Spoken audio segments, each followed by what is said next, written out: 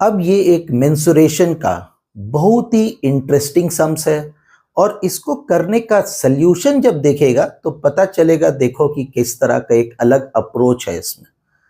तो क्वेश्चन में एक स्क्वायर दिया हुआ है और स्क्वायर के बीच में एक पॉइंट है, उस पॉइंट से हर एक साइड का मिड पॉइंट को जोड़ दिया गया है। ये तीनों का जो क्वाड्रिलैटरल है उसका एरिया दिया हुआ है 24, 30, 40 और ये फोर्थ क्वाड्रिलैटरल है, इसका एरिया निकालना है। अब इसको हम डायग्राम को थोड़ा चेंज करेंगे।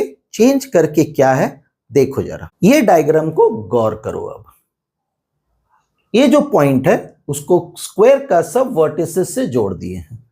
तो इससे क्या हो गया, यहां हमको दो ट्रायंगल मिल रहा है, वो दोनों ट्रायंगल का बेस सेम है और हाइट दोनों के लिए सेम है, इसलिए दोनों का एरिया सेम हो गया, उसको हम ए से डिनोट कर लिए।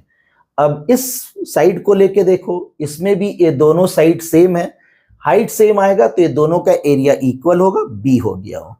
इसी तरह से यहां पर दोनों एरिया सेम होगा, सी, और इधर होगा डी।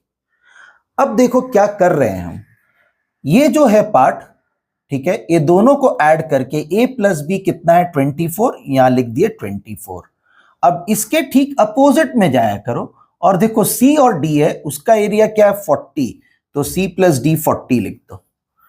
फिर देखो यहां पर ये इसका एरिया है b प्लस सी, तो वो है 30 क्योंकि ये 30 था, और ये जो पार्ट है a प्लस डी हमको निकालना है इसका एरिया, तो ये अगर हमको निकल गया तो मेरा आंसर हो गया। अब हम ये दोनों इक्वेशन को यहां पर ऐड किया तो a plus b plus c plus d, ठीक है, और इधर भी हम जब ऐड किया तो हमको वही मिल रहा है a plus b plus c plus d, बस अरेंजमेंट अलग है। तो अब हम क्या करेंगे, ये जो a प्लस बी है 24 लिखा गया और ये c प्लस डी 40 लिखा गया, यहां पर जो है b प्लस सी 30 लिखा गया और a प्लस डी जो फाइंड करना है वो क्वेश्चन मार्क दे दिए।